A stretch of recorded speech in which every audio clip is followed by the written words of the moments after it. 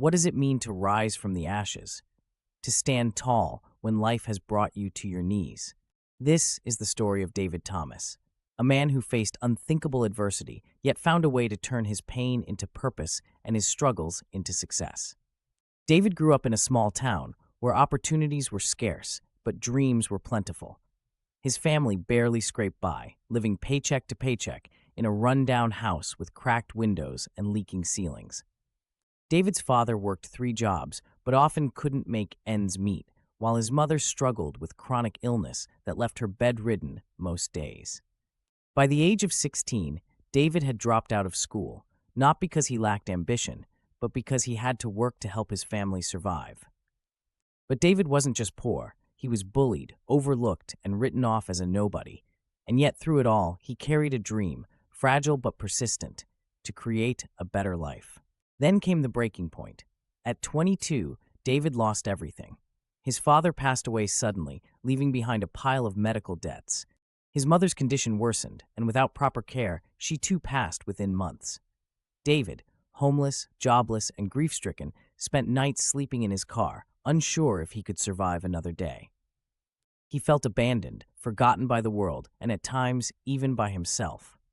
One cold night, sitting alone in his car, he wondered, what's the point of trying if I keep losing everything?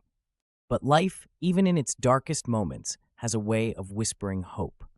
In the glow of a street lamp, David found an old notebook buried under the clutter in his car. Flipping through its pages, he rediscovered sketches he'd drawn as a teenager, designs for shoes, clothing, and products he'd once envisioned making someday. And in that moment, that tiny flicker of creativity, the one thing that had always made him feel alive, rescued him. Maybe I don't have anything now, but I have my ideas. I have something. David began working odd jobs, dishwashing, cleaning, mowing lawns.